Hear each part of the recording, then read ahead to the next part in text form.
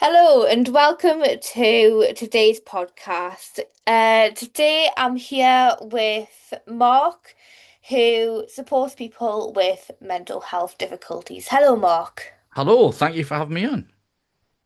It's great having you here. Good, good. So, could you talk a bit about what you do as a service and what service could you name it as well, please, so like people can get in touch with you maybe? Yes, certainly. So, yeah, I'm Mark Morley. I would say I'm a mental health therapist, mainly working with anxiety, stress, and depression. And I work with two organizations. One's called Newcastle Hypnotherapy, and you can find us by looking for newcastle-hypnotherapy.com. And we also have a second service, which is called escapeanxietynow.com, which is really focused just on anxiety. Basically, so I'm an anxiety therapist is my main role. How I got into that was for about 10 years as a child, I had severe anxiety. I also had depression, I had a bad stammer, I had lots of physical issues like IBS, allergies, asthma. And basically, I went through the regular route of going to the NHS to eventually be told there's nothing else we can do for you and we want to put you on disability. And it was really weird that day because I'd gone through 10 years of all sorts of horrible things, unable to speak to people, to then that day I decided I was going to find a way to fix this. And I just went off to the library, started to study everything under the sun. Thankfully, I came across hypnosis and something called neuro-linguistic programming. And I decided that day to work to become a disc jockey full of confidence because I would know if I could stand up and entertain people that I'd beaten those problems. And it took me 2 years of hard work, but then I started my own business as a DJ with no stammer, no anxiety, no depression. And I've been running businesses ever since. And I've gone from the most nervous and shy person to the most confident person who can now stand up and speak in front of as many people as you can throw at me. So mainly what I do is I help people privately to overcome anxiety, stress, and depression. And unlike regular sort of services, we aim to do this in 4 to 6 weeks rather than going through years and years of counseling and therapy. And it's a much nicer way to do it. That's great. And I suppose that individual experiences sort of made you feel more like you want to help people more because of knowing what it feels like yourself as well. I think that's a bit of a difference is that I've been through it, as have the two other therapists we've got working with us. And I think that's a bit of a difference when you speak to somebody who knows exactly what anxiety and depression is like. You get a bit of a better feeling than just some doctor who just writes you a prescription. I suppose that helps your clients as well in a way. Massively. Yeah. Yeah, massively, because I can relate exactly to what they're feeling and what they're going through. And a lot of them just say, yeah, I've been through the NHS and they're just chucking pills at me. They don't seem to understand what it is that I'm experiencing. So how would you sort of recommend to somebody how to seek help if they're struggling with their own mental health? So typically, the first thing I'd recommend is go off and see your GP. That's kind of the expected route, and your GP will then send you for some sort of assessment. Um, and those labels can be useful, or those what's the word I'm looking for? The labels can be useful, or the diagnosis was the word I was looking for. Or you can go direct to somebody like myself for help. One of the things is if you go to your GP, they'll diagnose and tell you exactly what's going on. And then typically what happens if you go through the NHS system is they'll either recommend some medication, which I feel they do far too quickly when there's lots of alternatives out there. But typically with the NHS, they'll either put you into counselling, talking therapies, or something like CBT, which can be useful. The difference to what we do is that they usually will put you in with a therapist again and again and again. And a lot of the clients we see have done that for up to sometimes 20 or 30 years. Or you can come to somebody like us and we'll sit down and do an assessment with you. And we aim to sort of fix that in sort of between 4 to 6 weeks. And I think it's just the difference between old-fashioned therapy or the new ways of doing things. Yeah, definitely. It's changed massively over the years as well, like different techniques and stuff. But in my views, it should still be uh going on, and we should know a lot more than we do now. But it's still like got to the point where people have now I suppose understood anxiety more and not seeing it as really a bad thing. Um because some people do see anxiety as a bad thing, but it's not really because it acts as a stress response and a fight or flight response, but it gets to the point where if your fight or flight responses all the time, that's when it gets too much. Yeah, yeah, that's something we educate people with, and that anxiety is a normal response by the body. But if that becomes a problem where it's permanently on, that's when we get the issues. And this is the difference with different types of therapies, is that we look at these problems in different ways. And for me, being anxious as a kid was a major benefit because I learned to get into this and I went off and ran lots of businesses, and it's been a good experience for me. Otherwise, I think I would have just gone into a normal 9 to 5 job and just done what most people do, but instead I've been running businesses, so I've learned a lot from it. But it really depends what you think anxiety is, and the way that we look at it is that if you're walking down the road and a big dog jumps out at you, you want to get anxious, you want to get into that fight or flight to deal with that situation or get out of there. But what can happen, as we know from neuroscience, is that sort of response can get stuck where we're feeling anxious all the time when there's no threat there. And what we do is we work to interrupt that pattern and then teach you how to be calm and relaxed. And it is amazing how quickly the brain can learn. Years ago, I was taught when a baby's born, it's only born with two fears. Do you know what those are? No. No. The two fears we're born with is falling over and loud noises. Everything else is learnt or patterned. So you just need somebody in the room when there's a baby around to scream spider and hit the wall, and that emotion can install a spider phobia or anxiety as quick as that.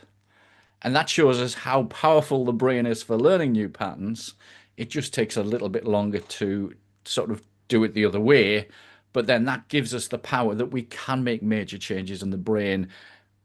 To me, 4 to 6 weeks is a really quick way of getting rid of anxiety rather than waiting 4 or 5 years. Oh, definitely. And that dog example that you gave before sort of made me think that it's sort of really important to not take anxiety away totally, and we want to keep the anxiety still, but we don't want to make it long term, like you say. Yeah.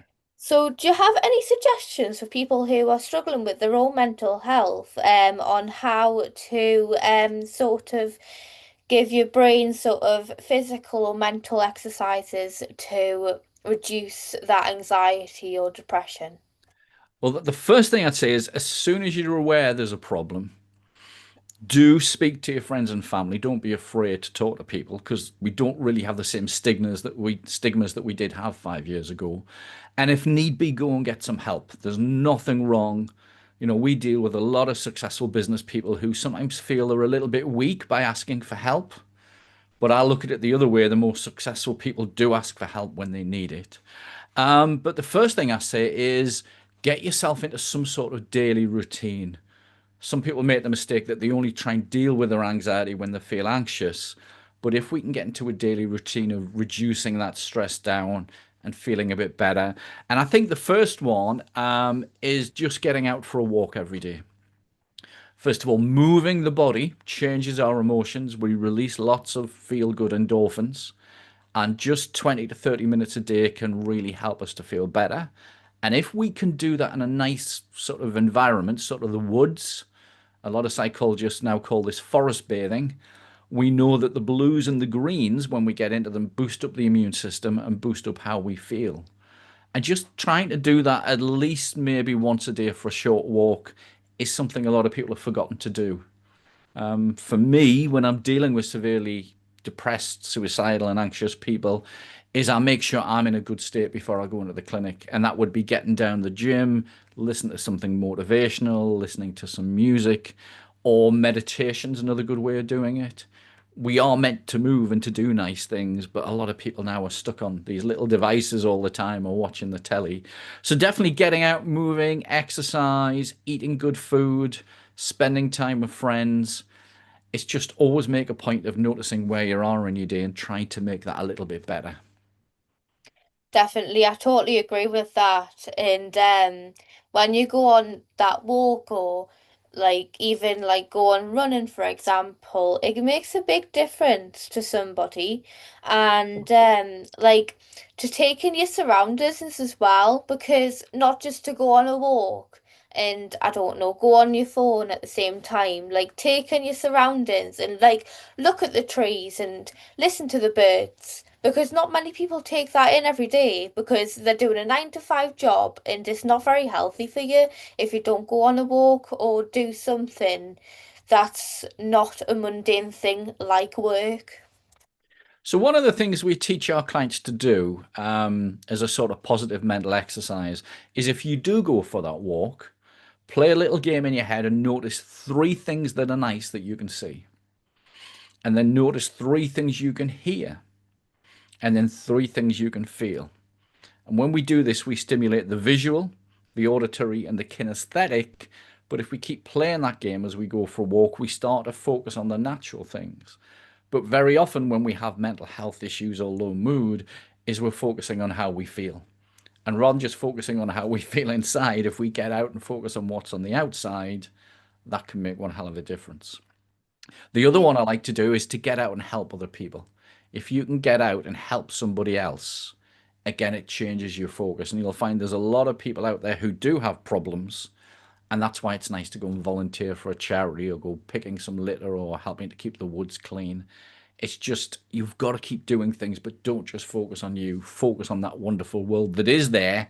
We just need to look for it. definitely. And it gives that sort of buzz when you help people as well. Definitely.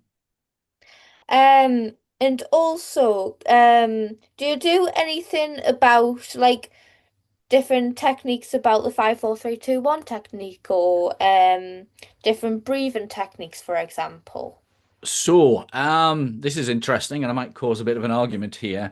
The 5 4 3 2 1 technique, where you breathe in for five and then hold it for four, I would never recommend to somebody who's got anxiety. And the reason being, despite this being taught by a lot of therapists, is sometimes when we have severe anxiety, if we hold our breath, we've seen this trigger panic attacks in dozens of clients over the years. So there are some good breathing techniques, and my favorite one is probably the 7-11, where you just stop and you notice how you feel and you breathe in nice and gently for seven, but then what you do is you extend the breath as you breathe out. So if you can breathe in for seven and out for 11, it stimulates the parasympathetic nervous system, the vagus nerve, and it slowly calms us down because when we get anxious, most people breathe in for three or four and out for two or three. And that pushes way too much CO2 into the system and pushes that fight or flight even worse. But if we can change it to breathe in for seven and then slowly out for 11, we rebalance the CO2 and the oxygen and we feel much better. But one of the things I always say is go and try different breathing techniques. There's lots of them on YouTube and on the internet and find out which ones work for you. Because especially 7-11 seems to be quite an American thing. And a lot of people in the UK struggle with it. And I usually change it to say maybe breathe in for four and out for seven. But it just depends what works for you. But there's lots of easy little tips you can find on YouTube to do that.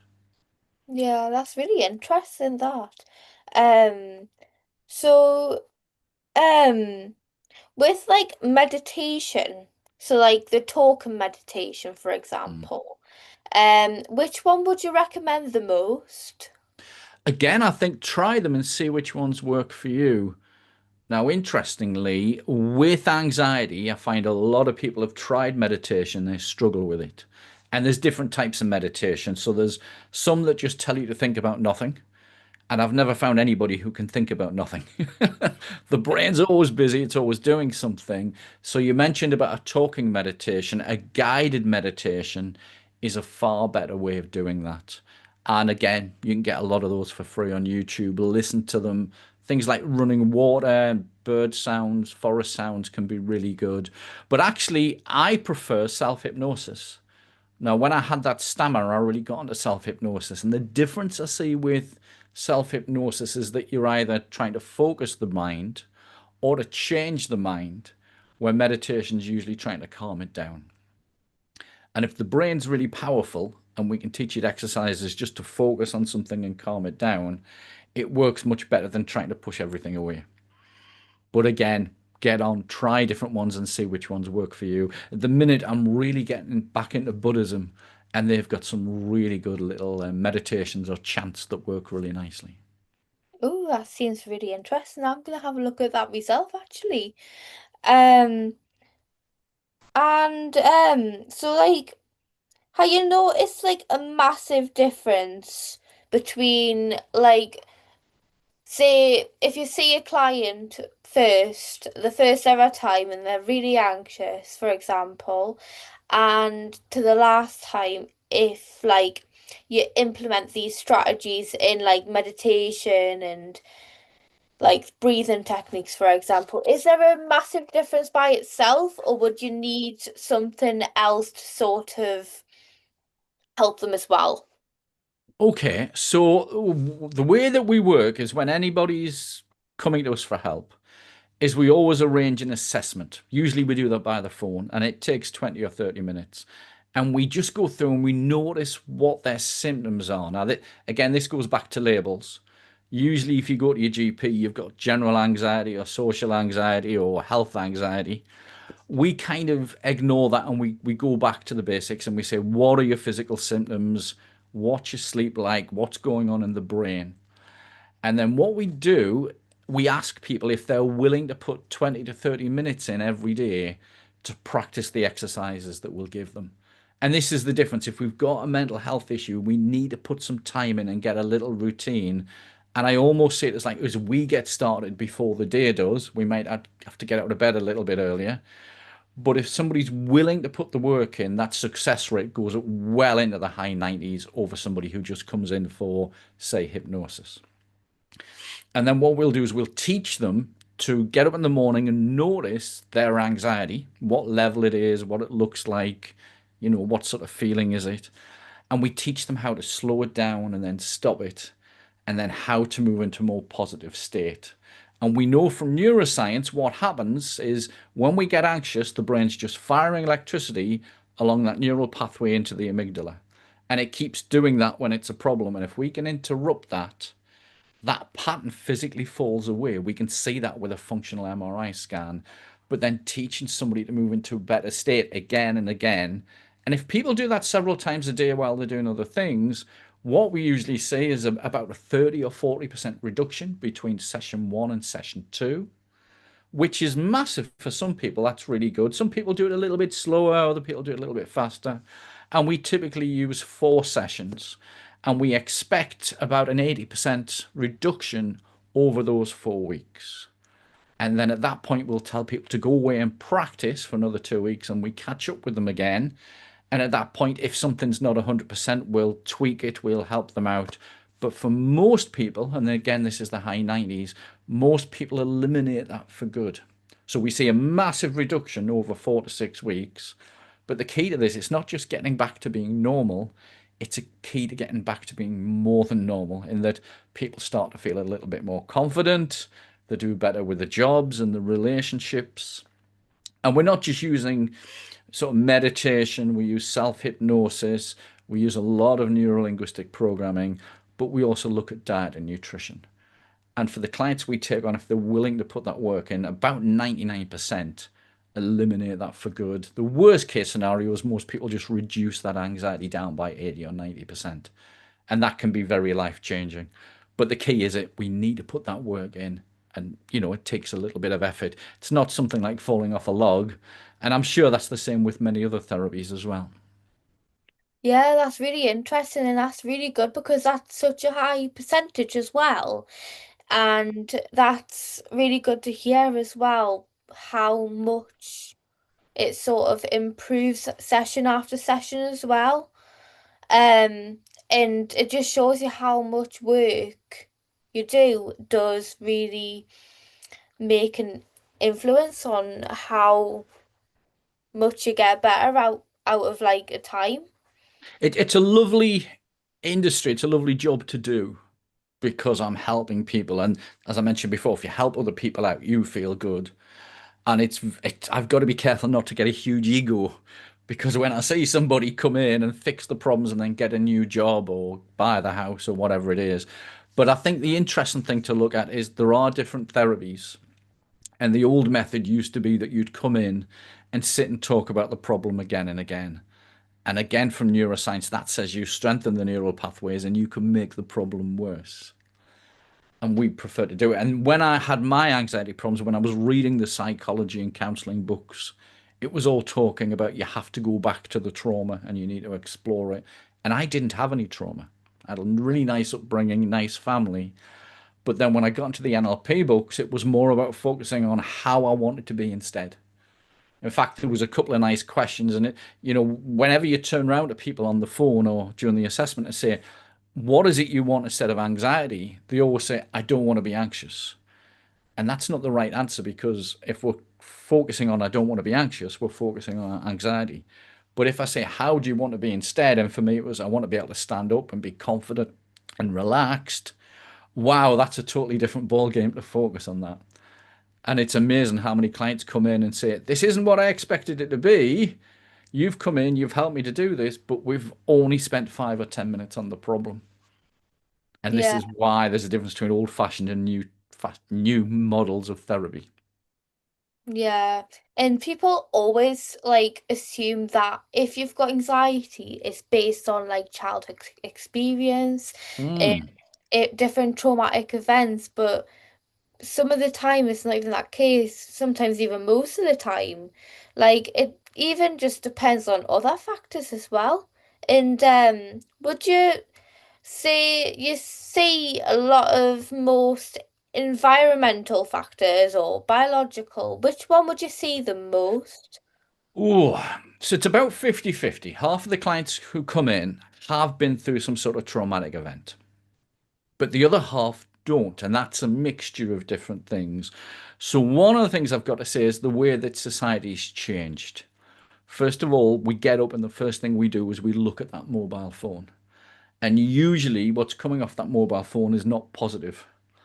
And then we go in the bathroom and we get washed and then we'll sit down and have our breakfast. And again, we're looking at a mobile phone. And then if we put on the radio or the TV or we read a newspaper, we're getting negative after negative after negative.